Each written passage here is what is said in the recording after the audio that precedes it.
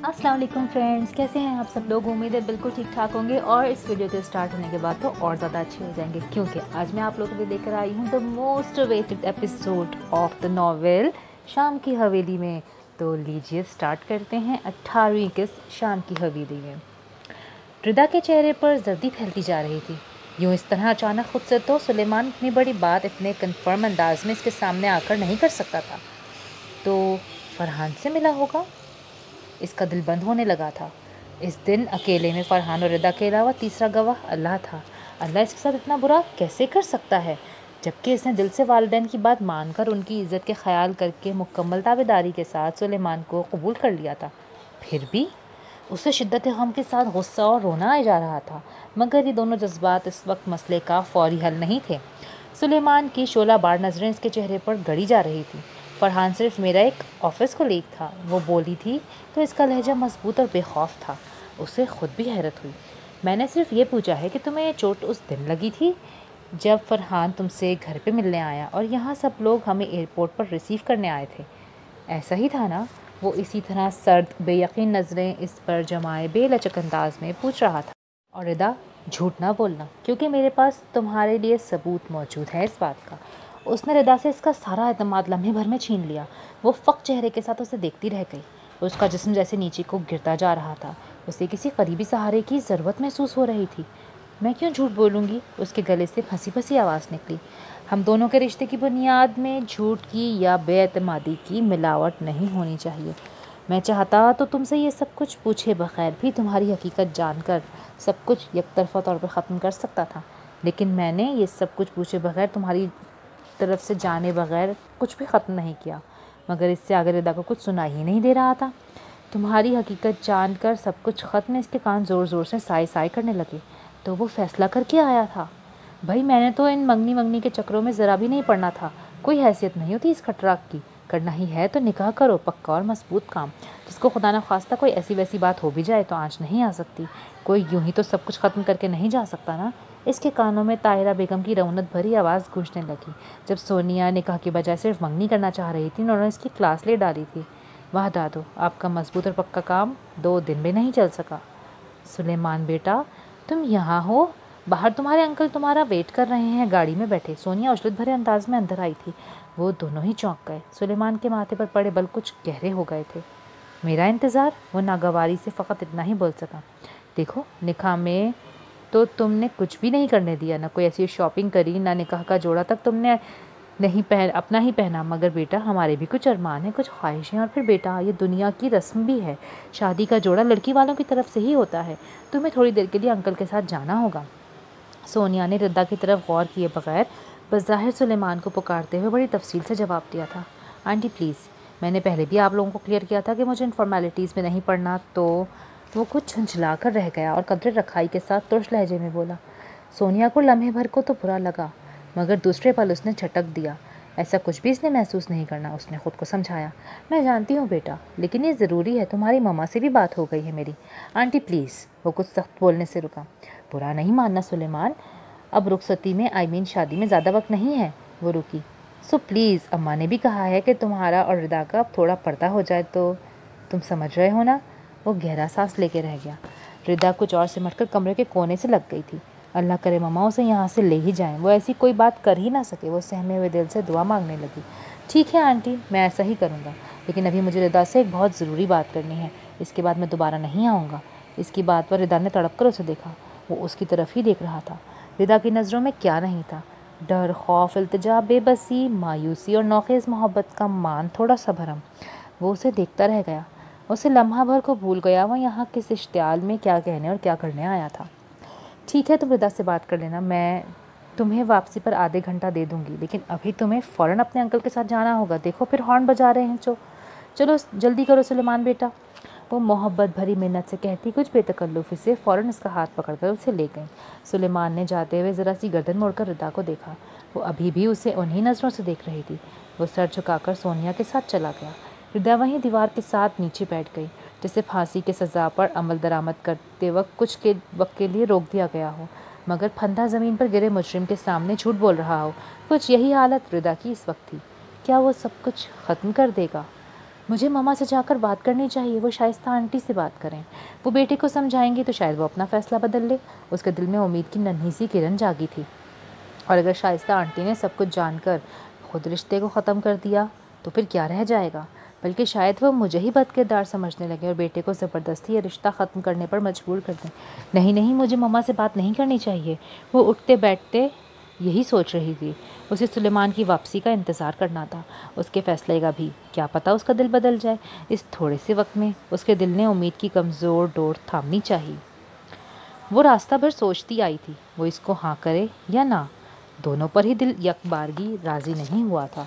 शायद वो मोहित वाले प्रपोज़ल के बारे में इतना फोकस होकर ना सोचती, मगर उसे बिलाल को अपनी सोच के करीब फटकने से भी इरादतन रोकना था। बल्कि शायद समीना आंटी की गंदी ज़बान ने, गलीज़ सोच ने उसे मोहित के कुछ और करीब कर दिया था। उसे मोहित से मोहब्बत थी या नहीं, चाहत थी या इसका जज्बातीपन, ये सानवी बातें थीं। इस वक्त उसे मोहित के जज्बाती सहारे की नहीं, उसकी हकीकी साथ की ज़रूरत थी। उसे अपने माथे पर मर्दाना सहारे का लेबल लगाना था, जिसकी वजह से सोसाइटी उसे वो इज़्ज़त देने पर मजबूर हो जाए जो इस माशरे में हर ऐसी औरत को हासिल थी। मजबूत औरत को किसी मर्द के सहारे की ज़रूरत नहीं।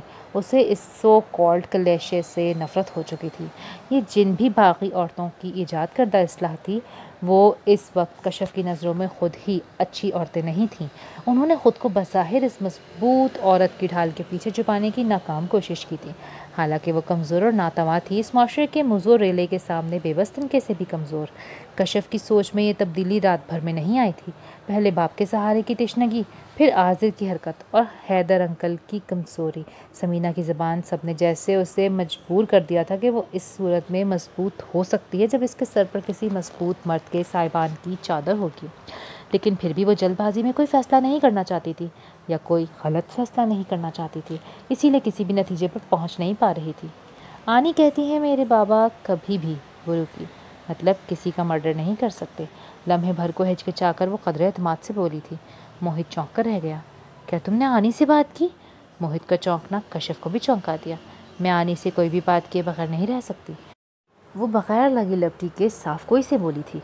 और मोहित का जी चाहा अपना सर पीट ले। कशिफ के अंदर अभी भी वो बच्चा पूरी तवानाई से हुमकता था जो स्कूल से कहीं बाहर से आने के बाद सारे किस्से कहानियाँ मेनवान अपनी माँ को सुनाता है। प्रपोज़ल की बात भी की होगी तुमने फिर तो? वो तंजन बोला। तो क्या मशवरा दिया आपकी वालदा ने? इसकी तंजिया टोन पर कशफ ने खफा खफा सी नज़रों से उसे देखा। खैर, मैंने ये बात नहीं की अभी आनी से। अब मुझे मालूम है इनसे कौन सी बात करनी है और कौन सी नहीं। वो अपने तौर पर बड़ी समझदारी से ज़रा गर्दन अकड़ा कर बोली। मोहित ने मुस्कुराहट जब्त करके दूसरी तरफ देखना शुरू कर दिया। आप हंस रहे हैं? वो इसकी चोरी पकड़कर नाराज़ हुई। हाँ, तो क्या खुश होना चाहिए मुझे कि मेरी लाइफ पार्टनर का स्टमक इतना मजबूत है कि वो हर किसी की बात हर किसी से शेयर नहीं करती। वो हल्का सा हंसकर बज़ाहिर इसकी तारीफ़ करते हुए बोला।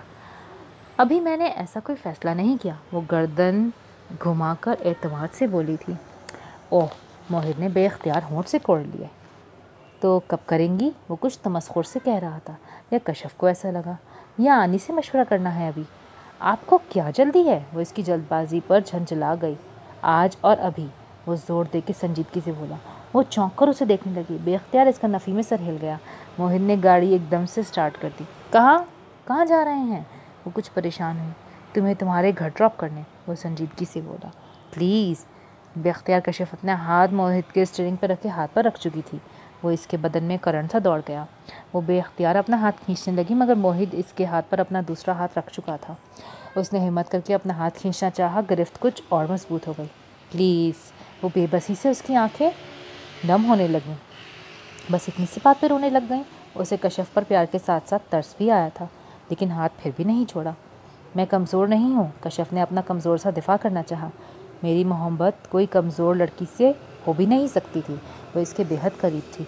मोहित की गहरी सी आँखें जैसे इसके आर पार जा रही थीं। वो इसकी हिद्दत भरी नज़रों से खाइफ नज़रें झुका गई।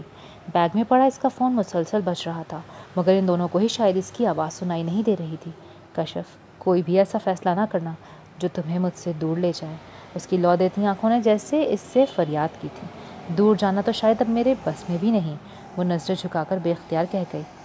तो फिर देर कैसी? वो आहिस्तगी से बोला। इतनी जल्दी भी क्यों? वो अभी भी फ़ैसला नहीं कर पा रही थी। क्या तुम्हें मुझ पर एतबार नहीं है? उसने कशफ का हाथ अपने दोनों हाथों में जकड़ लिया था और कशफ तो शायद अपना हाथ इसके हाथों में थमाकर भूल चुकी थी। इसकी मज़ाहमत भी दम तोड़ चुकी थी। मुझे खुद पर एतबार नहीं है, पता नहीं मैं अपने फ़ैसले को निभा भी पाऊँगी या नहीं। वो बेबसी से दिल के ख़दशे को ज़बान पर ले आई। मैं तुम्हारे साथ हूँगा ना, तुम्हारा साथ दूँगा, तुम जो भी फ़ैसला करोगी। तुम तन्हा नहीं हो कशफ, वो इल्तिजा कर रहा था। हम दोनों एक दूसरे के साथ होंगे तो फिर कोई भी गलत फ़ैसला हो या कोई भी ठीक हमें कमज़ोर नहीं कर सकेगा।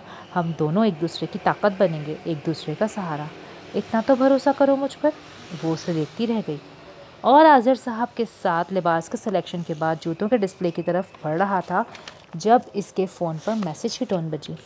मैं नहीं जानती सुलेमान, आपने किससे क्या सुनकर क्या फ़ैसला किया है, लेकिन मैं सिर्फ इतना चाहती हूँ कि इस रिश्ते के वास्ते जो आपने मुझसे खुदा और रसूल को गवाह बनाकर जोड़ा है, मुझसे एक बार बात ज़रूर करें। कोई भी एक तरफ़ा फ़ैसला करने से पहले आपको इस मोहब्बत की कसम जो आपके दिल में मेरे लिए है, जबकि मेरे दिल में तो सिर्फ आपकी और सिर्फ आपकी मोहब्बत है। सुलेमान रुक रुक कर मैसेज पढ़ रहा था। इसकी नज़रें, उसका दिल खाली खाली सा था। चलो ना सुलेमान बेटे, आ जाओ इधर, फिर कुछ और चीज़ें भी लेनी हैं, फिर तुम्हें शायद किसी ज़रूरी काम से भी जाना था। आज़र की यही आजिज़ी भरी चाहत थी जिसने सुलेमान को साथ आने पर मजबूर कर दिया था। और जब इनको पता चलेगा, वो आज़र का खुशी और जोश से तमतमाता चेहरा देखकर सोचने लगा, आ जाओ सुलेमान। वो उसे अंदर बुला रहे थे। प्लीज़ अंकल, बाकी शॉपिंग बाद में कर लेंगे या मैं हमज़ा के साथ आ जाऊँगा। अभी मुझे वाकई में एक ज़रूरी काम से जाना है। वो नर्म लहजे में कुछ इस तरह से माजरत कर रहा था कि आज़र को मज़ीद इसरार करना बेवजह सा लगा। चलो ठीक है, जैसे तुम्हारी मर्ज़ी, लेकिन वक्त कम था शादी में, तो इसलिए मैं चाह रहा था अभी सारी शॉपिंग मुकम्मल हो जाती। वो कुछ बुझे हुए लहजे में सर हिलाकर बोला था। इतना कुछ तो ले लिया है अंकल, बाकी भी हो जाएगा, अब चलें। वो एक जबरी सी मुस्कुराहट चेहरे पर सजाकर मज़ीद आज़र की राय जाने बगैर बाहर की तरफ बढ़ गया। आज़र गहरा सांस लेके रह गया। ये जो इतनी शॉपिंग भी हो गई, ये भी मेरे स्टार की वजह से वो करता रहा, वरना वो तो शायद इतना भी नहीं चाहता। आज़र गाड़ी में बैठते हुए सुलेमान को किन से देखते हुए सोच के रह गया। और कितनी देर तक वो सेल फ़ोन की चमकती स्क्रीन पर नज़रें जमाए बैठी रही। उसने मैसेज देख लिया था लेकिन जवाब नहीं दिया। वो पलकें झपके बगैर स्क्रीन को देख रही थी और इसका हाथ और आंखें थक गई। उसने सेल रख दिया और आंखें बंद कर लीं। आंसू टपक कर इसके चेहरे पर सफ़र करता इसकी गर्दन में जाकर जज्ब हो गया। या अल्लाह, ये लड़की कहाँ है? मेरा फ़ोन क्यों नहीं उठा रही? ज़ैनब कई बार कशफ के नंबर पर कॉल कर चुकी थी। वो या तो कहीं फ़ोन रखकर भूल गई है या फ़ोन साइलेंट पे होगा। आखिरी सोच खुद को तसल्ली देने के लिए ही ज़ैनब के दिल में आ सकी थी। 2 घंटे में वो लोग आ रहे हैं कशफ को देखने। अगर ये इस वक्त तक नहीं आई तो बड़ा मसला हो जाएगा। वो किचन में आकर कबाबों के तैयार मसाले से कबाब बनाने लगी। पूछा तुमने फ़राज से कौन लोग हैं, कैसे हैं, लड़का क्या करता है? सालेहा ने अंदर आते हुए इसकी बेदहानी को मुंतशिर कर दिया। नहीं, अभी तो कुछ ख़ास नहीं पूछा खाला, वो चौंक कर बेदहानी से बोली। कहाँ हो तुम भाई? कुछ तो मालूमात लेता है बंदा या यूं ही उठाकर किसी को भी बुला लेता है? सालेहा खफा हुई। अभी वो पहले कशफ को देखेंगे। ज़ैनब ने तवील करना चाही। अपनी कशफ में क्या कमी है भला? देखते ही हाँ करके जाएंगे, देख लेना। ये तो मेरी बहू कम नसीब निकली जो ऐसे हीरे जैसी लड़की की कदर नहीं कर सकी। पछताएगी एक दिन। सालेहा को यकदम समीना पर गुस्सा सा आ गया। लेकिन नहीं, ऐसे लोग कहाँ पछताते हैं? पछतावों में गिरने के लिए हम जैसे जो हैं। दूसरे लम्हे वो खुद तरसी के लहजे में खुद से ही कहने लगी, अल्लाह ना करे खाला, आप क्यों पछताएं? ज़ैनब ने सालेहा की आंखों में झांकती उदासी को देखकर तसल्ली देने को कहा। सालेहा जवाब में आह भर कर रह गई। बेटा भी यहाँ डालकर भूल गया है, लगता है अब बाकी की उम्र यहीं बसर होगी। वो सिंक में पड़े कुछ बर्तन धोने लगी। कमाल करती हैं खाला, मैं धो लूँगी, छोड़ें आप इनको। मुझे बताएं, ये कबाब हैं, साथ में बिस्किट, नींबू और केक ठीक रहेगा ना, या कुछ और मंगवा लूँ बाजार से? वो सालेहा को नरमी से सिंक के आगे से हटाकर टोंटी बंद करते हुए पूछने लगी। पहली बार आ रहे हैं, काफ़ी है इतना कुछ। बात बन गई तो अल्लाह खैर करे, खातिर मदारात को आगे बहुत मौक़े आएंगे। वो मतानत से मशवरा देते हुए कहने लगी। इसलिए मैं भी ज़्यादा तरद्दुद नहीं कर रही। लड़का इंजीनियर है, बाप बचपन में फ़ौत हो गया था, माँ का 6 महीने पहले इंतकाल हुआ था। 2 बहनें हैं, दोनों शादीशुदा, एक मुल्क से बाहर होती है, एक यहीं। इन्हें शादी भी बस 1.5 महीने में चाहिए। लड़का अकेला है तो घर चलाने का मसला है। ज़ैनब रुक रुक कर तफसील बताने लगी। इस लिहाज से तो रिश्ता बहुत अच्छा है। सालेहा जैसे खुश हो गई। मैं इसी चक्कर में 2 घंटे पहले स्कूल से ऑफ लेकर आ गई और यह कशफ खुदा जाने कहाँ फ़ोन रख के बैठ गई है, फ़ोन ही नहीं उठा रही। वो झल्लाकर फिर फ़ोन पर नंबर मिलाने लगी। बस अब फ़ोन ही ऑफ है, या तो बैटरी फारिग हो गई है या उससे ख़ुद में समझ नहीं आ रहा था कि वो क्या हो सकती है वजह कि कशफ के कॉल ही रिसीव नहीं हो रही। बच्ची क्लास में होगी या किसी और काम में मसरूफ़ होगी, आ तो जाती है अपने टाइम पर, तुम क्यों खामोखा परेशान हो रही हो, और वह मेहमानों के आने से पहले आ ही जाएगी। सालिहा उसे तसल्ली देते हुए कहने लगी। कशफ के मिजाज का नहीं पता, मूड बने तो घंटों लाइब्रेरी में गुजार देती है। उन्होंने 5 बजे तक आ जाना है, यूं ही खुदा न खास्ता मुझे शर्मिंदगी ना हो। ज़ैनब परेशानी से बोली। अल्लाह रहम करे, तुम हैदर को कॉल कर लो। सालिहा रवानी में बोलती एकदम से चुप हो गई। ज़ैनब भी नज़रें चुराकर तेज़ी से कबाब बनाकर ट्रे में रखने लगी। लाओ कुछ मैं भी मदद करा दूँ तुम्हारी। इस खामोशी को भी सालिहा ने ही तोड़ा। बस बन गई, ये तो मेहमान आएंगे तो फ़ौरन फ्राई हो जाएंगे। चलकर ज़रा ड्राइंग रूम की हालत देख लूँ। वो ट्रे उठाकर फ्रिज में रखने लगी कि इसका फ़ोन बजने लगा। थैंक गॉड, मेरे ख्याल में कशफ की कॉल आ गई। इसने जल्दी से ट्रे रखकर फ़ोन उठाया। इसके पब्लिशर का फ़ोन था। वो इससे अपनी अगली किताब के लिए मुआहदा करना चाह रही थी। पहले ये सारे काम हैदर भाई कर लिया करते थे, उसे भावताव भी नहीं आता था, मगर अभी सब कुछ उसे खुद ही करना होगा। वो दिल को समझाती आहिस्ता आहिस्ता फ़ोन पर बात करने लगी। सालिहा उठकर बाहर चली गई। बिलाल गाड़ी बैंक के सामने पार्क करके रुककर फ़ोन पर आती कोई कॉल सुनते हुए रुख फिरकर सड़क पर भागती ट्रैफिक को सरसरी नज़र से देखने लगा। दूसरे लम्हे इसके कान से लगा फ़ोन छूटकर नीचे गिरने लगा, जैसे उसने बेख्याली में दूसरे हाथ से थाम लिया। गाड़ी में कशफ ही थी जो बाहर की तरफ देख रही थी और ड्राइविंग सीट पर डॉक्टर मोहित था। गाड़ी बिल्कुल इसके करीब से गुजरी थी और वह साकित खड़ा रह गया। तो कशफ की बेजारी, गुस्से और नफरत की वजह ये थी। दूसरे लम्हे उसका दिमाग सुलगने लगा, इसलिए वो यूं ही खड़े खड़े मुझे रिजेक्ट ही नहीं करके गई, बल्कि तौहीन करते हुए इसने एक लम्हे के लिए भी हमारी इतनी पुरानी दोस्ती की परवाह नहीं की। तो वजह ये थी। इसके दिल दिमाग में जैसे धुआं सा भरने लगा। वो भूल गया कि वह यहाँ किस काम के लिए आया था। दोबारा गाड़ी में बैठकर बगैर कुछ सोचे समझे वो चला गया। उसे अभी जाकर कशफ से पूछना था इस बेवफाई की वजह को। लम्हा ब लम्हा उसका गुस्सा बढ़ता ही जा रहा था। आपको मुझे रोकना चाहिए था पापा, वो अजीब मुस्तरब से लहजे में जैसे पशेमानी लिए पूछ रही थी। तुम रुक जाती, वो तहम्मुल से बोला। आप ज़बरदस्ती रोकते, ना जाने देते मुझे, वो इसी इस्तराब में उंगलियां चटखाते हुए बोली। ज़बरदस्ती, उसने ना चाहते हुए भी दोहराया, जिसका एक बार में पहले भी नतीजा देख चुका था। वो ये बात एमा के सामने दोहराना नहीं चाहता था। जाने कैसे इसके ज़बान से फिसल गई। तुम न भूलते हो ना माफ़ करते हो मंसूर अहमद। माफ़ करना बड़ा कीना भरा हुआ है तुम्हारे दिल में। एक के बाद दूसरा सूटकेस भर भर के कमरे से बाहर लाउंज में धकेलती ज़रीन इसकी पुष्ट पर रुककर नफरीन भेजने वाले अंदाज में बोली। आवाज़ सिर्फ इतनी थी कि मंसूर ही सुन सके। वो अपनी जगह सुन हो गया। वो पलटकर इससे ये भी नहीं कह सका कि कीना तो इसने बरसों से अपने सीने में छुपा के रखा था। आज ही तो इसकी असल शक्ल देखी है उसने।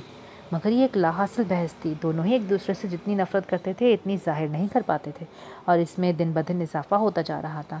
मंसूर ने कई बार सोचा वो चुपके से किसी रात यहाँ से निकल जाए, मगर ज़रीन को भी शायद इस बात का खदशा था। इसीलिए कई दिन पहले से मंसूर का पासपोर्ट अपने कब्जे में कर लिया था। अब तो इसे पागलपन के दौरे भी नहीं पड़ते। वो कमरे में वापस जाती ज़रीन की फैली हुई पुष्ट को देखकर तिलमिला के रह गया। वो सारे दौरे एक झूठा ड्रामा होता था और बस वो नफ़रत से मुँह फेर कर रह गया। पापा, मुझे आप लोगों को छोड़कर नहीं जाना चाहिए था ना। एमा अपने आंसू साफ करती मालूम नहीं किस ख्याल में गुम बोली थी। हो गया एमा, जो होना था हो गया, वो सख्त उकताहट से बोला। काश किसी तरह मैं अपना पासपोर्ट इस घटिया औरत के कब्जे से निकलवा पाता।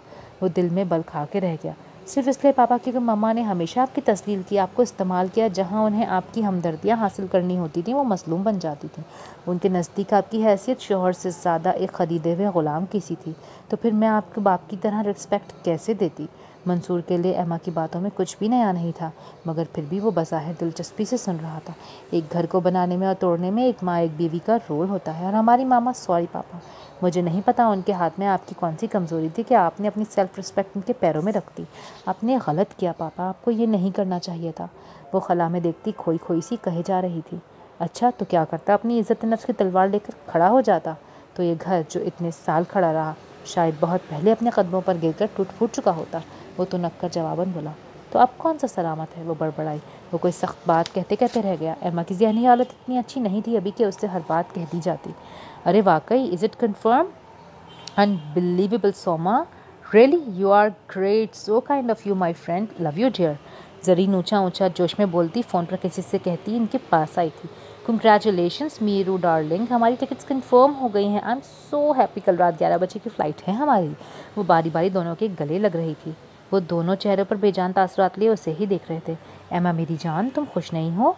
वो इसके दोनों रुखसारों पर चटाचट प्यार करती शिकायती लहजे में पूछ रही थी। हम मोहित के पास जा रहे हैं, योर डार्लिंग ब्रदर। वो इसका चेहरा हाथों में लेकर जज्बातीपन से एमा से कहने लगी तो मंसूर को इसकी इतनी उछल कूद भरी खुशी की वजह समझ आ गई। वो कुछ भी कहे बगैर उठकर बाहर निकल गया। आगे क्या होने वाला था इसका जहन कुछ भी सोचने से कासिर था। उसने खुद को हालात के हवाले कर दिया था। अब इसके अख्तियार में शायद कुछ भी नहीं था, सो मज़ाहमत करने का कोई फ़ायदा नहीं था। वो कमरे में आकर अपनी अलमारी से ज़रूरी चीज़ें निकाल कर एक बैग में रखने लगा। ये तो तय था, अब उसे वापस नहीं आना। जरीन और अहमद शायद लौट आएँ और साथ में इसका वो घमंडी बदतमीज़ बेटा भी, लेकिन मीर मंसूर यहाँ वापस नहीं आएगा। और मुझे तो खुश होना चाहिए, मैं इस चुड़ैल के जंगल से आज़ादी पा रहा हूँ। वहाँ ज़ैनब होगी, मेरी ज़ैनब, मेरी ज़मीन, मेरी दुनिया, मेरे अपने, जिनके लिए मैंने परदेस में हज़ारों काली रातें काटी हैं। वो खुद को तसल्ली देता हुआ बाहर निकल गया। अब इसके हाथ तेज़ी से चीज़ें समेट रहे थे। कश्यप ने बेबस परेशान नज़रों से साथ खड़े मोहित को देखा। उसने ज़ैनब की बार बार कॉल आने पर फ़िलहाल फ़ोन बंद कर दिया था, मगर इसका दिलो दिमाग का क्या करती जो किसी भी तरह से इस फैसले की हमायत नहीं कर पा रहा था जो इसने मोहित के समझाने उकसाने और कुछ माँ बाप की ज़िद में आकर कर तो लिया था, मगर उसे अमल करना पुलिस रात पर चलने के बराबर लग रहा था। अभी भी डबल माइंडेड हो? मोहित ने सरगोशी में पूछा। वह इस बात में सर हिला के रह गई। तो नहीं करते फिर? वो कुछ तुर्शी से बोला। कश्यप डर सी गई, अगर मोहित भी नाराज़ हो गया, हमेशा के लिए छोड़ कर चला गया यहाँ से। उसने कश्यप के तजब्ज़े पर आखिरी धमकी यही दी थी कि अगर वो अभी इससे निकाह के लिए राज़ी नहीं होती तो वह हमेशा के लिए उसे छोड़कर इस मुल्क से ही चला जाएगा। तो चला जाए, खफा से दिमाग ने नखुद से कहा। क्या मैं मोहित से इतनी मोहब्बत करने लगी हूँ कि अपनी फरिश्तों जैसी मासूम मोहब्बत करने वाली माँ को धोखा देने जा रही हूँ? दिल में फिर से एक लहर सी उठी। अगर आप एक बार आनी से बात कर लेते, उसने दबी आवाज़ में गोया इल्तिजा की। तो इतनी देर से मैं तुम्हें क्या समझा रहा हूँ कि वो कभी नहीं मानेंगी, और जो शख्स इनकी बैक पर है कश्यप, वो कभी हमें एक नहीं होने देगा। वो मुस्तरब अंदाज में पुश्त पर हाथ बांधे टहलने लगा। इस छोटे से अपार्टमेंट की छत भी काफ़ी नीची थी, या मोहित का कद इतना लंबा था कि वो इसके सर को जैसे छूने को बेकरार हुई जा रही थी। इसके पुरवकार सरापे की पुश्त कश्यप को बेकरार करने लगी। अगर ये भी मुझे छोड़कर चला गया? वो तड़प कर रह गई। बिलाल और समीना आंटी को भी तो पता चले कि मैं इतनी लावारिस नहीं या इतनी बुरी नहीं हूँ कि कोई मुझे कबूल नहीं करेगा। इसके अंदर की सरकश लड़की ने हुंकारा भरा। कश्यप, आई प्रॉमिस, मैं कभी तुम्हारा साथ नहीं छोड़ूंगा। तुम्हारी माँ, तुम्हारे हर रिश्ते के सामने तुम्हारी ढाल बनूंगा, तुम्हारे साथ खड़ा रहूंगा। अगर मुझे ये सब जल्दी ना करना होता तो मैं आनी की रजामंदी का भी वेट कर सकता था। वो इस कुर्सी जिस पर वो बैठा था, इसके बाजू को थाम कर रुक कर फिर उसे यकीन दिलाने लगा। Believe me, Mansoor Ahmed aunty से कांटेक्ट में है। वो कभी हम दोनों को एक दूसरे का नहीं होने देगा। इसकी वजह से मैंने अपना बाप खोया, अपनी माँ को खोया, अपने बचपन में अपना बहन भाई खो दिए। ये डॉक्टर की तालीम मैंने पार्ट टाइम जॉब करके हासिल की है। होटलों के वॉशरूम साफ़ कर करके एक एक पैसे को बचाने के लिए फुटपाथ पर रहकर हासिल किया है। जबकि मेरे नाना और मेरे पापा लाखों करोड़ों के मालिक थे, जिस पर इस शख्स ने मेरी माँ के ज़रिए कब्जा कर लिया। इसकी आवाज़ जज्बात से भारी हो रही थी और कश्यप का दिल जैसे डूबा जा रहा था। बिल्कुल इसकी तरह चीज़ों को और बाप को, मोहब्बत को तरसने वाला बचपन था मोहित के पास। लेकिन मेरे पास मेरी आने की मोहब्बत तो थी, बेलौस मोहब्बत। लेकिन मैं तुम्हें अपनी मोहब्बत को नहीं खोना चाहता। इस शख्स की वजह से मैंने पिछली ज़िंदगी हर जज्बे से खाली गुजारी, लेकिन तुमने मेरे दिल की पहली और आखिरी आरजू को जगा दिया है कश्यप। अगर तुम भी मुझे नहीं मिली तो शायद फिर इस दिल में कभी कोई ख्वाहिश ना उभरे, या हो सकता है। वो रुका सांस लेने के लिए। कश्यप धड़कते दिल से उसे देख रही थी। ये दिल ही चुप हो जाए, हमेशा के लिए बंद हो जाए, मैं खुद इसका गला घोंट दूँ, खुद को ख़त्म कर लूँ अगर तुम मुझे ना मिल सकी तो। वो झटके से उठ खड़ा हुआ और दूर जाकर रुख फेर कर खड़ा हो गया। कश्यप के दिल को कुछ हुआ। मैं राज़ी हूँ मोहित, आपके साथ रहूँगी हमेशा। उसने पीछे से आकर कुर्सी की पुश्त पर हाथ रख दिए। मोहित के लबों पर मध्यम सी आज़र्दगी लिए मुस्कुराहट उभरी और दूसरे लम्हे वो भी बुझ गई। आपकी इजाज़त हो अंकल? अगर सुलेमान ने फर्माबरदारी से थोड़ा सा झुककर आज़र से कहा। वो गाड़ी से सामान उतरवा रहा था। आज़र का दिल खुश हो गया। कैसा फर्माबरदार सादतमंद दामाद मिला है उसे। बेटा, अब सच तो ये है, रिदा पर हमसे ज़्यादा तुम्हारा हक है, तुम इसके शौहर हो। मुझे तो वाकई में कोई एतराज़ नहीं। आज़र ने इसके सर पे हाथ फेरा। बस ये औरतों की पसमानदा जहनीत है। तुम्हारी आंटी का भी कोई मसला नहीं। अम्मा जान थोड़े पुराने ख्यालात की हैं तो उन्हें शायद अच्छा ना लगे, बट एनीवे। उसने खुद ही सर झटका। तुम जाओ, रिदा से जितना टाइम लेना चाहो, बल्कि तुमने डिनर हमारे साथ ही करके जाना है। मैं शाइस्ता बहन को अभी फ़ोन करके बुलवा लेता हूँ। आ जाओ और पहले एक एक कप कॉफ़ी का तो हो जाए। ये शॉपिंग तो निरा दर्द सर है। वही इन औरतों की हिम्मत है जो ये काम इतनी खुशी खुशी अंजाम देती हैं। आज़र खुश मिजाजी से बोलता अंदर की तरफ बढ़ गया। सुलेमान किसी गहरी सोच में गुम इसके पीछे पीछे चल रहा था। हमजा इसके करीब से गुजरकर बाहर गया। सुलेमान को देखकर वो लम्हा भर को रुका, फिर सर छटक कर बाहर निकल गया। ये क्या कह रही हो तुम रिदा? सोनिया के हाथों के तोते कबूतर सब उड़ गए। इसकी रंगत लम्हा भर में सफ़ेद लट्ठे जैसी हो गई। सुलेमान को इस खबीस के बारे में किसने बताया? तुमने। वह आखिर में चीखती हुई रिदा पर झपटी थी। नहीं नहीं मामा, मैं क्यों बताऊंगी? और फिर ऐसी बात जब मैं घर में अकेली थी और वो आया था। रिदा के मुँह से खौफ में निकल गया जो शायद वो पहले सोनिया से कभी शेयर नहीं करती। कब कब तुम अकेली थी और कब आया था वो यहाँ? सोनिया सख्त मुतहविश हो गई। तो ताहिरा बेगम ठीक कहती थी, उसे ही अपने बच्चों की ढंग से तरबियत करनी नहीं आई। वो एक गाफिल लापरवाह माँ थी बस। सोनिया को शिद्दत से रोना आने लगा। जिस रोज़ आप सुलेमान और इसकी फैमिली को रिसीव करने एयरपोर्ट गए थे तो रिदा नीची आवाज़ में आहिस्तगी से बोली, उस दिन जब तुम्हारी गर्दन पे ज़ख्म आया था, उस रोज़ ना। उसे अगले लम्हे याद आ गया। रिदा सर हिला के रह गई। मेरे खुदा, अब क्या रह गया दिखाने को? क्या किया था उसने तुम्हारे साथ? बोलो। वो उसे दोनों हाथों से झंझोड़ने लगी। रिदा ने बेइख्तियार नफ़ी में सर हिलाते हुए ख़ुद को छुड़ाया। आपकी कसम मामा, मैंने अपनी जान लेने की कोशिश की मगर उसे ख़ुद को छूने नहीं दिया। मेरा यकीन करें मामा।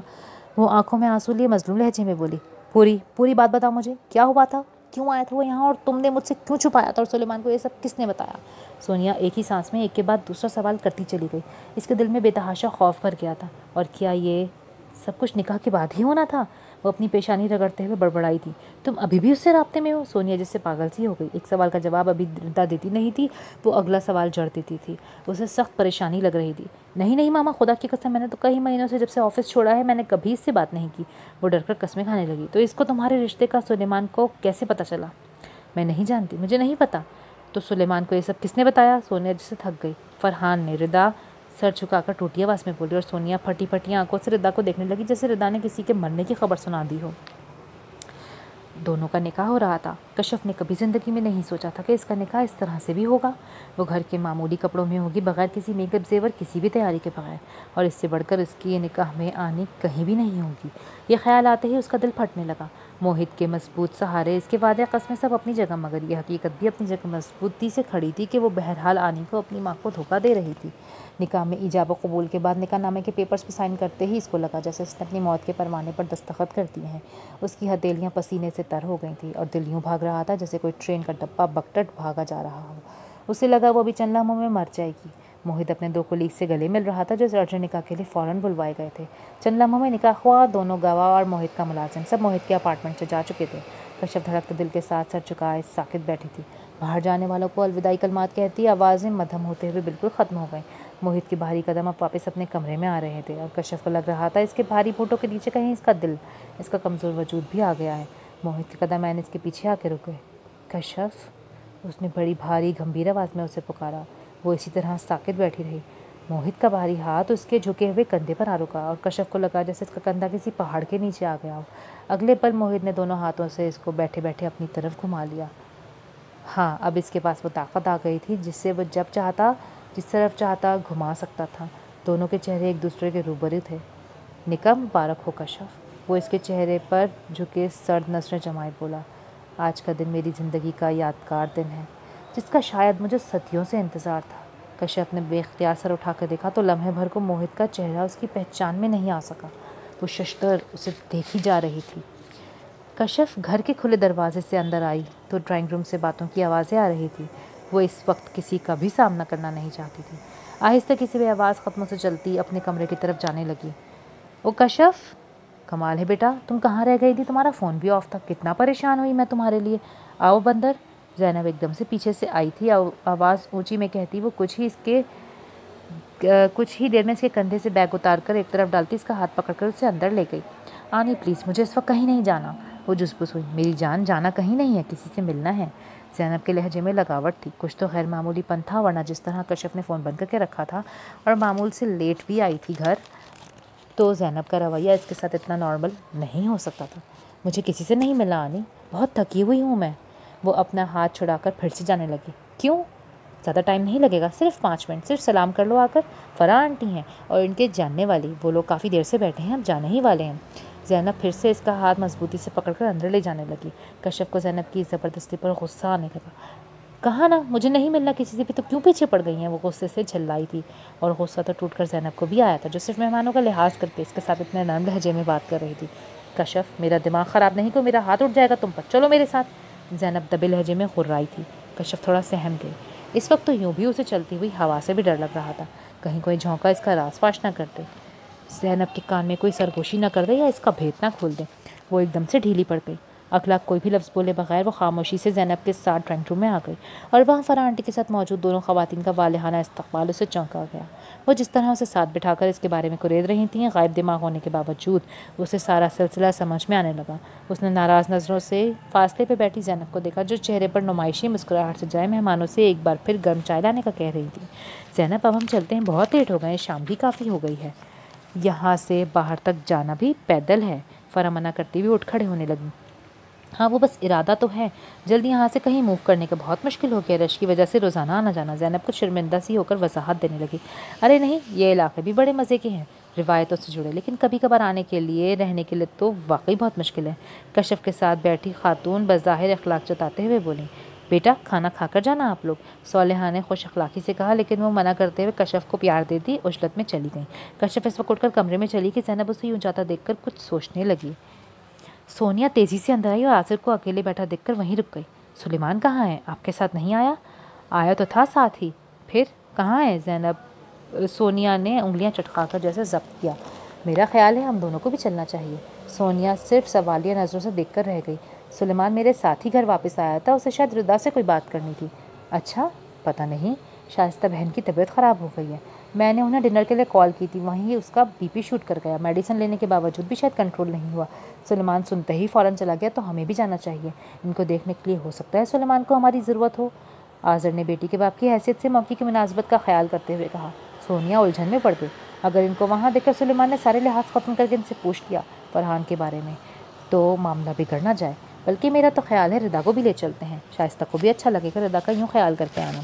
आज़र को दूसरा ख्याल है, नहीं नहीं, रिदा को रहने दें, अम्मा जान ही नाराज़ हो जाएंगी। सोनिया जल्दी से बात बना के बोली, मैं कर लूँगा अम्मा जान से बात, फिक्र नहीं करो, वो मना नहीं करेंगे। आज़र मुसर था। बाहर खड़ी रिदा को और भी खौफ महसूस होने लगा। अगर सुलेमान से इसकी बात नहीं हुई होती, ये वक्फा तवील हो गया था, तो शायद इसका दिल भी बंद हो जाएगा। इन 3-4 घंटों में इसकी जो हालत हुई थी, शायद मरने के करीब, तो मज़ीद पूरी रात वो इस सूली पर लटके नहीं गुजार सकती थी। लेकिन वो सुलेमान का सामना भी नहीं कर सकती थी। नहीं आज़िर, मेरे ख्याल में ये मुनासिब नहीं कि रिदा साथ जाए। अभी जाकर हम दोनों देख लेते हैं, अगर खुदा ना खास्ता कोई मसला हुआ तो फिर रिदा भी चली जाएगी। सोनिया ने हतमी अंदाज में कहा, चलो ठीक है, अम्मा जान को भी उन्हें नहीं बताते, हम कुछ देर में देखकर वापस आ जाएंगे। मुझे वापसी पर होटल भी जाना है, कुछ पेमेंट करने के लिए और 1-2 मामलों को देखने के लिए। जवान बेटे के होते हुए सारे मसले मुझे अकेले को देखने पड़ते हैं। ऐसी औलाद से तो वो कुछ सख्त बोलने से रुका और बाहर निकल गया। रिदा पीछे ही मुड़कर अपने कमरे में चली गई। वो क्यों जाग रहा था? अब तो उसे सो जाना चाहिए था। वो ऐन इस कुर्सी के सामने बैठा था जहाँ शाम में कशफ निकाह के वक्त और इसके बाद भी बैठी रही थी, यहाँ से चले जाने तक। मुझे उसे नहीं जाने देना चाहिए था, रोक लेना चाहिए था। ज़्यादा तो नहीं, बस आज रात के लिए। वो मुस्तरब सा इस खाली कुर्सी को कशफ के वजूद से भरे सोचे जा रहा था। पहले ही कदम पर वादा खिलाफ़ी कर लेता तो वो क्या समझती मुझे? कम अज़ कम वो नहीं जो समझकर उसने मेरा साथ देने के लिए हामी भरी थी। वो बाँखें बंद की कुर्सी पर होले होले झूल रहा था। अभी तो रात नहीं हुई थी। बाहर गहरी शाम के अंधेरे में मुंह छुपाने की तैयारी हो रही थी और मोहित को लग रहा था अंदर बाहर घोर अंधेरा है, काली रात है। वैसी काली रात जब वो दीवानावार पुलिस की पेट्रोलिंग के साथ इस जगह पहुंचा था जहां कुछ देर पहले इसके पापा की डेड बॉडी थी। उसे वहीं उसी जगह होना चाहिए था जहां उनके जिस्म से बह निकलने वाले खून एक छोटे से तालाब की शक्ल इख्तियार कर चुका था। लेकिन वो वहाँ नहीं थी। इसके बाप की डेड बॉडी वहाँ नहीं थी। फिर वो कहीं नहीं मिली। लाख ढूंढने पर भी इसके मरे हुए बाप का जिस्म न मैयत बनी, ना उसे गौसल दिया गया और ना इसके बाप की कोई कब्र बनी, ना नमाज जनाजा पढ़ी गई। उसकी ज़िंदगी का सबसे बड़ा दुख, एक ऐसा घाव जो इतने साल गुजर गए उससे वक्त भर ना सका, ना उसकी ज़िंदगी में आने वाली कोई भी खुशी। इसके बाप की तो ना कब्र बन सकी ना कुछ, लेकिन इस घाव की वजह से इसके वजूद के अंदर बड़ी पुरानी कब्र बन चुकी थी। अब तो इस कब्र पर घास फूस लंबी लंबी झाड़ियाँ उगाई थीं जिन्हें वो हर इस वहशत की घड़ी में उखाड़ देता जब भी उसे ये जानलेवा अंधेरा सताता, जो इस रात इस वीरान जंगल के किनारे पर था जब इसके कत्ल हुए बाप की डेड बॉडी खो गई थी। वो अंधेरा फिर आने वाले कई सालों में कम होने के बजाय बढ़ता चला गया। वो आज भी इसके अंदर बाहर छा रहा था, किसी दलदल की तरह उसे अपने अंदर खींचता जा रहा था। उसे यकीन था किसी एक रोज़ वो इस अंधेरी दलदल की अनदेखी कब्र में उतर जाएगा। इसकी भी डेड बॉडी किसी को नहीं मिलेगी, वो भी कहीं नहीं दफनाया जाएगा। ना उसके मुर्दा वजूद को गुस्ल दिया जाएगा, ना इसकी नमाज जनाजा पढ़ी जाएगी। इसलिए जब भी ये खा जाने वाला अंधेरा इसके इर्द गिर्द फैलता, वो गुमनाम और गुमशुदा मौत के लिए खुद ही रो लिया करता। लेकिन ये आज इसने क्या किया, अपने लिए एक रोने वाली, पीछे रह जाने वाली को अपने साथ जोड़ लिया। उसे कशफ के साथ ये नहीं करना चाहिए था। क्या मालूम इसकी मौत आज रात ही हो जाए और वो हवा में कहीं तहलील हो जाए अपने बाप की तरह। तो फिर कशफ का क्या बनेगा? वो कैसे लोगों को यकीन दिलाएगी कि वो डॉक्टर मोहित की बेवा है? माय गॉड, ये मैंने क्या किया? वो पागलों की तरह कमरे में इधर से उधर चलने लगा और फिर भागता हुआ कमरे से बाहर निकल गया। रिदा को लग रहा था इसके दिमाग की रगें फट जाएंगी अगर आज भी और अभी भी इसकी सुलेमान से बात नहीं हुई। वो कई बार उसे कॉल और मैसेज कर चुकी थी। वो मैसेज देखकर भी जवाब नहीं दे रहा था। बेल जा रही थी और वो कॉल रिसीव नहीं कर रहा था। तो इसने फैसला कर लिया था मुझे जीते जी खबर में उतारने का। थककर इसने नतीजा आगाज़ कर लिया जो पहले ही इसका दिल जानता था। तो मैं क्यों इंतज़ार करूं कि कोई मेरी मौत का इख्तियार अपने हाथ में ले? मेरी ज़िंदगी का फ़ैसला दूसरों ने किया, अपनी मौत का फ़ैसला कम अज़ कम मैं खुद करूँगी। वो फ़ैसला कुन अंदाज में उठ खड़ी हुई। चंद लम्हे कुछ सोचती रही, फिर जल्दी से अलमारी से अपनी सियाह चादर निकालकर मायों के पीले जोड़े को इसमें छुपाते हुए अच्छी तरह से ओढ़कर दराज से कुछ निकालकर मुट्ठी में दबाती कमरे से बाहर निकल गई। कुछ ख्याल आने पर मुड़ी, एक आखिरी नज़र कमरे पर डाली और कुछ सोचकर कमरे की लाइट ऑफ करके उसने कमरे की तारीकी को उसके हवाले किया और ख़ुद खामोशी से बाहर निकल गई। ज़ैनब अपने सामने बिलाल को देखकर लम्हा भर को साकित रह गई। वो सलाम करके ज़ैनब के पीछे हटने का इंतज़ार किए बगैर अंदर चला गया। कशफ उसे देखकर आउट ना हो जाए। ज़ैनब ने उसे अंदर जाता देखकर बेबसी से सोचा। वो तो खुद हैदर से रब्ता करना चाह रही थी, ख़ासतौर पर पब्लिशर वाले मामले को सुलझाने के लिए। लेकिन इस दिन जो कुछ समीना ऑफिस में भूल कर गई थी और फिर जिस तरह से कशफ ने आकर उसे सख्ती से मना किया था कि ज़ैनब आइंदा इन लोगों के साथ बात नहीं करेगी, तो इसने भी दिल को समझा लिया था। और अब ये बिलाल आ गया, इसे कैसे मना करूं? वो खुद से उलझते दरवाज़ा बंद करके अंदर चली गई। बिलाल शायद सालिहा के कमरे में गया। वो यही सोचकर किचन में चली गई थी। रमशा अपनी बारात में पहनने वाला ड्रेस पहनकर इसकी फिटिंग चेक कर रही थी। वो खुद को आईने में देखती जैसे निहाल सी हो गई। ऐश ग्रे और मरून कॉम्बिनेशन के साथ खूबसूरत डिज़ाइनिंग वाला शरारा और शर्ट इसकी गोरी रंगत पर बहुत उठ रहा था। वो अभी दुपट्टा लेकर सेट करने ही लगी थी कि सोनिया दरवाज़ा खोलकर कुछ परेशान सी अंदर आ गई। मामा देखें कैसा लग रहा है मुझ पर ये सूट। वो इतरा कर माँ के सामने पूरी घूमी। माशाल्लाह, सोनिया ने देखकर नज़रें फेर लीं। रमशा इतनी प्यारी लग रही है कि वो उसे नज़र भरकर देख भी नहीं सकी। बहुत अच्छा लग रहा है, अब चेंज कर लो, वो सरसरी लहजे में कहकर बेड पर पड़े बाकी कपड़े देखने लगी। ये आप ही के 2 सूट हैं और ये कशफ का। मैंने अपना और इसका सेम लिया था, मुख्तलिफ कलर कॉम्बिनेशन के साथ। आप उसे भिजवा दें या वो शादी में तो आएगी ना? वो इसी कॉम्बिनेशन और काम वाले बेज और मैरून काम वाले सूट सोनिया को दिखाने लगी। अच्छा अभी रखो, देखती हूँ क्या करना है इसका, सोनिया टालने वाले अंदाज में कहकर रिदा के कपड़ों को उठाने लगी। ये आप ही को दिखाऊँ मैं? रमशा का शायद अभी चेंज करने का कोई इरादा नहीं था। आप ही लो, सोनिया ने बेख्तियार माथे पर हाथ रखा। मैं तो रिदा को ही बुलाने आई थी यहाँ। कहाँ है वो? आप ही मेरे बाथरूम में तो नहीं आए, अपने कमरे में होंगी या दादों के पास। रमशा लाइलमी से बोली। इसके कमरे की तो लाइट ऑफ है और अम्मा जान तो नमाज़ पढ़ रही हैं। किचन और लॉन्च में भी नहीं देखा मैंने उसे। सोनिया कुछ उलझ के बोली। मैं चाह रही थी वो शाइस्ता बहन को फ़ोन करके इनकी खैरियत पूछ ले, इसीलिए उसे देख रही थी। जाओ बुला कर लाओ उसे और देखो हमज़ा के साथ ना हो इसके कमरे में। सोनिया जिसे थक कर एक तरफ बैठ गई। हमज़ा तो आज शाम ही बाहर निकला था और कहकर गया था कि मुझे रात अपने दोस्त की तरफ रुकेगा कंबाइन स्टडी के लिए। रमशा ने रुककर कहा। दिमाग ख़राब हो गया उसका भी। मेरी समझ में नहीं आ रहा मैं कैसे इसका दिमाग दुरुस्त करूं। या अल्लाह, ये शादी खैरियत से गुजर जाए, मैं इसकी तो अच्छी तरह से तबीयत साफ़ करूंगी। फ़ोन दो मुझे, मैं उसे कॉल करती हूँ और जाकर रिदा को बुला के लाओ मेरे पास। रमशा उसे फ़ोन देकर बाहर निकल गई। सोनिया हमज़ा को कॉल करने लगी। वो कॉल रिसीव नहीं कर रहा था। वो 2-3 बार कोशिश करने के बाद थक हार कर फ़ोन लगकर बैठ गई और कुछ सोचने लगी। मम्मा, आप ही को तो मैंने पूरे घर में देख लिया, वो कहीं भी नहीं है। ज़रा देर में रमशा कुछ बौखलाई हुई आकर इतला देने लगी तो फ़ोन सोनिया के हाथ से गिर गया। क्या बकवास कर रही हो तुम होश में हो ना? सोनिया गुस्से में खड़ी हो गई।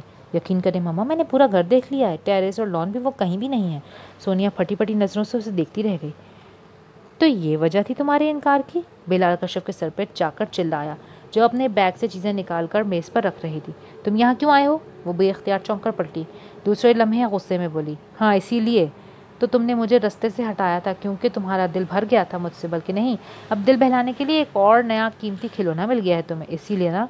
वो उसे कंधों से पकड़कर झंझोड़ कर बोला। बकवास बंद करो अपनी घटिया इंसान, वो गुस्से से चिल्लाई। और तुम इस डॉक्टर मोहित के साथ गुल छड़े उड़ाती बड़ा अला काम कर रही हो, वो भी चिल्लाया था। और बाहर खड़ी ज़ैनब साकित रह गई। बाकी आइंदा अगर आपको ये पार्ट पसंद आया है तो please do like, share and subscribe my channel और बेल का आइकन ज़रूर दबाइएगा ताकि हर नए आने वाले नॉवल की अपडेट सबसे पहले आपको हो। मिलते हैं अगली वीडियो में, तब तक के लिए अल्लाह हाफिज़।